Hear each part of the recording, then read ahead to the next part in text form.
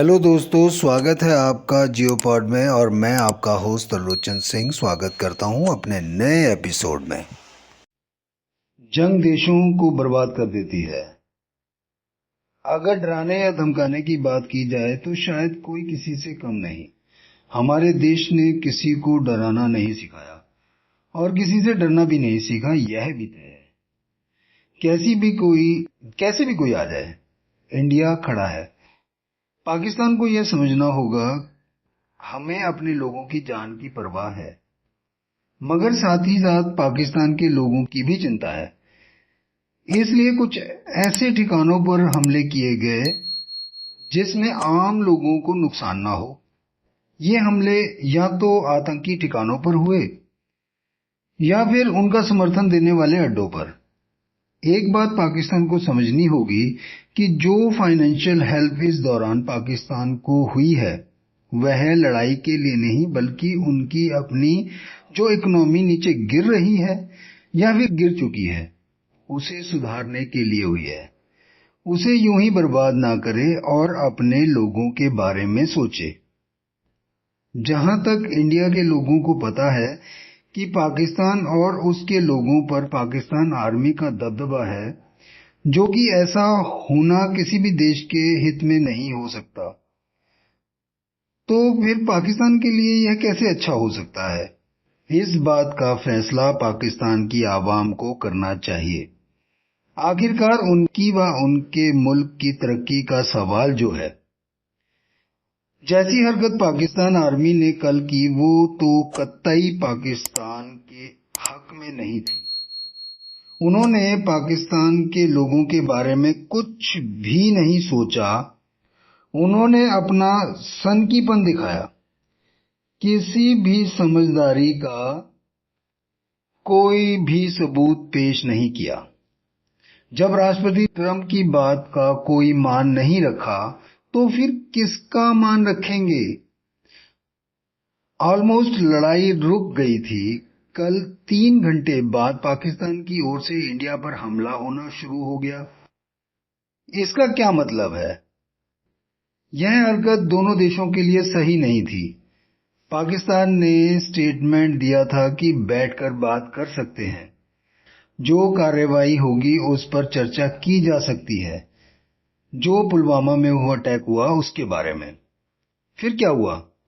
यह तो पाकिस्तान आर्मी की को समझना चाहिए। आप उनमें से जो भी सोच सकते हैं उससे बेकार और कुछ भी नहीं हो सकता।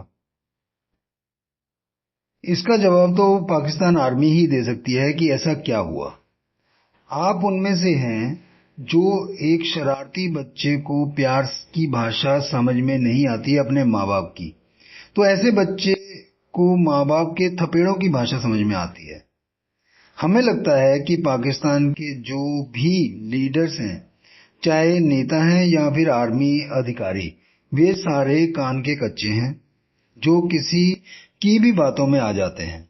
किसी ने थोड़ा सा कहा कि आप डर गए तो यह बात उनकी आन बान और शान पर बनाती है।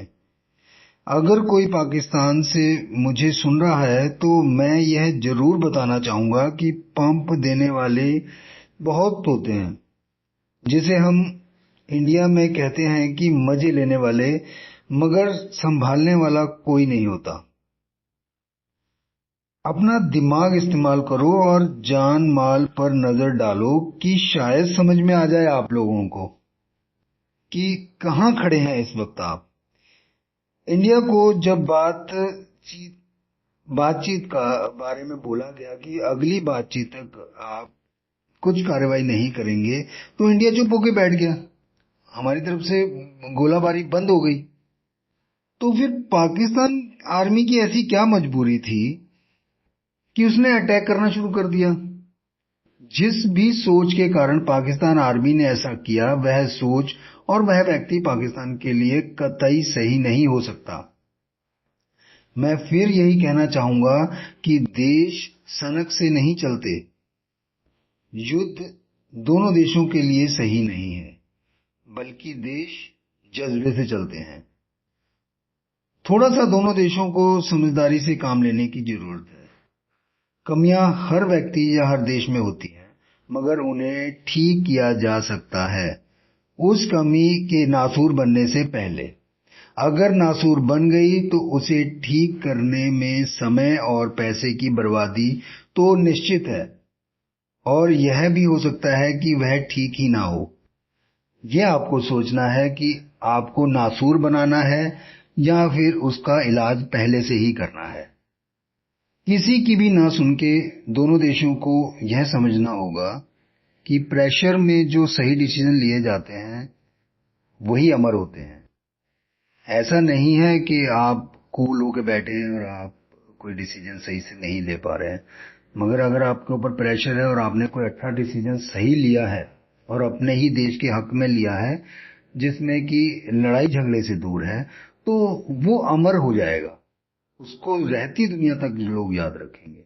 ये भी समझना होगा। डिबेट्स में ना जाएं कि चैनलों पे डिबेट चल रही है, उसको सुनकर उसके प्रेशर में आकर इधर से डिबेट चल रही है, उधर से डिबेट चल रही है, तो जितनी ज्यादा बातें होंगी उतने ज्यादा गलत डिसीजन लिए जाएंगे। ये बात को समझना होगा। ठीक है जी, इसी के साथ अब मैं अपने सुनने वालों से इजाजत चाहता हूँ। धन्यवाद दोस्तों।